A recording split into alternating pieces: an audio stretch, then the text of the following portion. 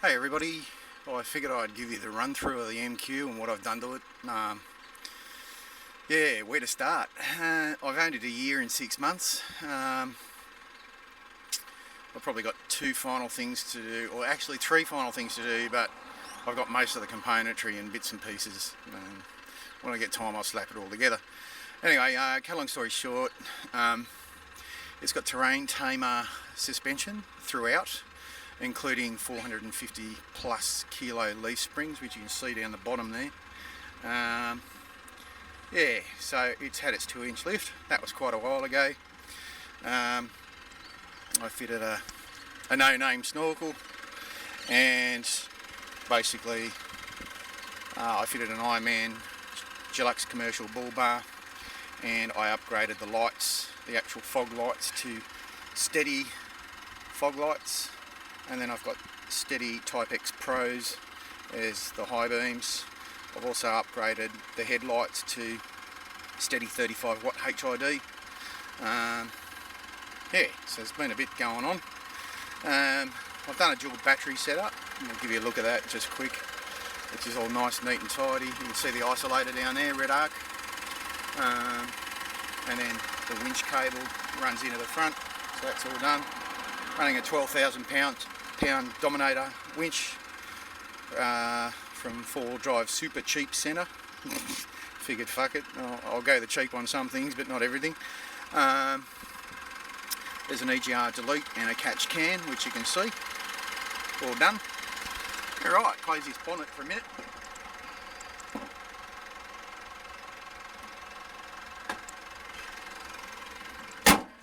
I'll put a steady ST2K 42-inch light bar up the top, which is pretty effective. That's for off-road use only. I put a Rhino rack, which I mounted a while ago. Just only been fitting things up to it lately. Got my shovel holder and bits and pieces. There's also a solar panel to get permanently mounted up there, and I have a C-Tech DC charge unit. On the back I've just put a 40-inch 4-wheel drive Super Centre Godfather LED light for when I'm towing the boat or the camper, or when people high beam me from behind they can get fucked. Let's just put it politely. So that's basically the run through. I've got an awning on the other side, which is 2 metre by 2.5. Then we go inside. I'll show you the inside, so we'll just do a wander through. So looks a bit different. Turn Foo Fighters down. Yeah, mine's the Blackline, so I've got, start stop button, keyless entry, all the bullshit. So I've added all my switches. One doesn't do anything at the moment because I'm probably gonna add some rock lights or some work lights from the top bar. Just haven't decided. But the others all work. The silver button where the key used to be is for a battery override, so if battery A goes flat, you can jump start it from battery B. So here we are again. Anyway, I was going through the car until my next door neighbour rudely disturbed me. But anyway, so I've done a lot of stuff. Yeah, obviously the dashboard's all stock, blah blah blah. So then I've got my rear tailgater repellent lights on the back, which I think I showed you. The switch is deliberately there so it's out of the way, so I accidentally hit it. Yeah, I got a wind booster 3S, which I like better than basically I like it better than most of the other brands because of the display. The display gives you the percentages, so we'll just start the car, give you a look, we'll fire it up. So as you can see there, currently it's in top mode, which is race mode, but you can take it out of that. And it shows you that the normal throttle would be 10%, and on race mode it's 40%. So it gives you those averages, which I really like to have. So that's pretty cool. So you can put it into intelligent auto, so it'll pretty much learn when you put your foot down, when you don't. Economy, all the usual bullshit, normal, sport plus, race. Yeah, it's pretty good. Set up for manual, because you can have it for an automatic transmission or a manual, but I've got the manual. I've got my mobile phone holder, which everybody asked me about. It's a ram mount which bolts to the seat bolt down there, as you can see, and then it's on a neck, adjustable neck, and I've just ran the cable inside the neck and ran it up inside the console into the USB port, and it's just a permanent fixture. It's easier. I don't like having tons of shit on my dashboard, pisses me off. So I got battery 1 and 2, so they're both charging currently. My second battery is actually in the tray, or in the tub, however you want to put it. Everyone's got their own thing. So I've done all that, and then if we go up here, we got rid of the useless sunglasses holder, put in an EDS and permanently wired it and left it up there, so it's easy to see, it's easy to get to the functions, it's no drama, dead simple. I've got my GME XRS radio, which is fantastic, love it, and I've run a network cable off the back of that, and I've ran the radio in behind the back seat. So everything works perfect and it's neat and tidy and out of the way. There's also a subwoofer, Clarion subwoofer, which is also behind the rear back seat. Because, you know, I don't mind the stock stereo. A lot of people complain about it, but I reckon it's alright. Once you understand how it works, it's dead simple. And I have the subwoofer on that, so everything for me, you know, that's as much noise as I want in the cabin. So, you know, works to my liking. I've had zero issues with it. Bottom line, sounds great. That's even with the doors open. So for me, totally stoked with that. Everything works really well. If you have a USB-C phone, the interesting part is you can plug USB-C into your phone and then in HDMI, and you can do all your off-road maps on your phone to the HDMI, so that's kind of neat. I like that. Plus you can play Netflix, etc. I'm pretty happy with the general outcome of my vehicle. I've put a bit of work and a few ideas into it. My stupid Jack Russell wants to bark at everything. Twit. So yeah, it was just to give you guys a basic idea of what's been done in mine.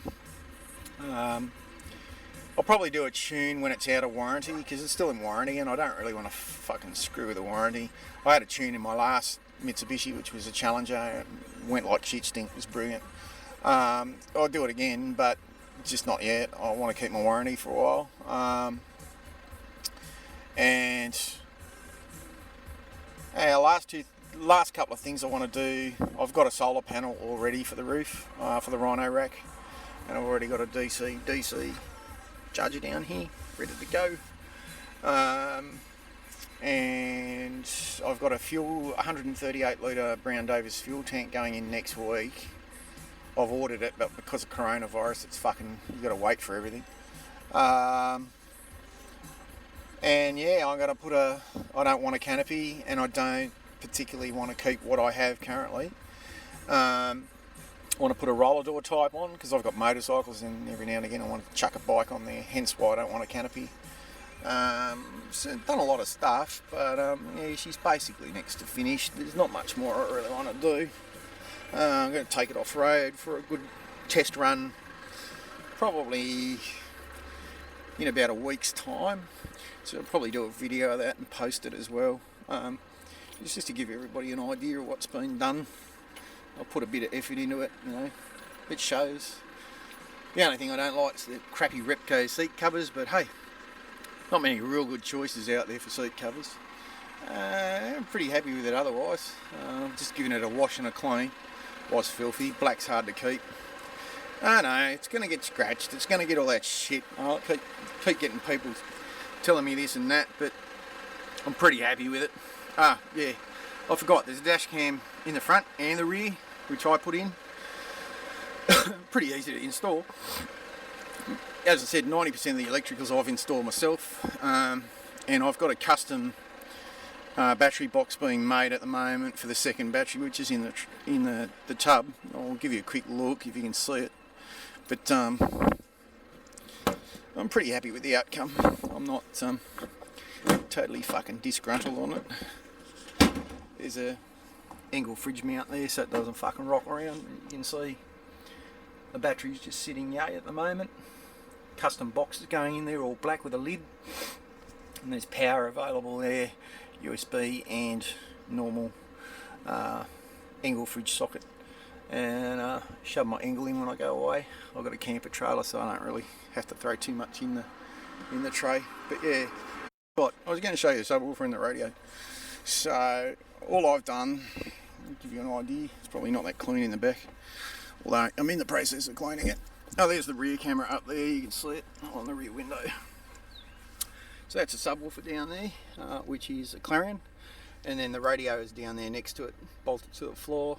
I got a little first aid kit, and I had nowhere to hide that relay for the front top steady light, so I just dumped it in here, hit it, bolted it up, and it works. So as far as I'm concerned, out of mind, out of sight. Pretty happy with it otherwise. A few more things to go and I'm finished because I've had enough, but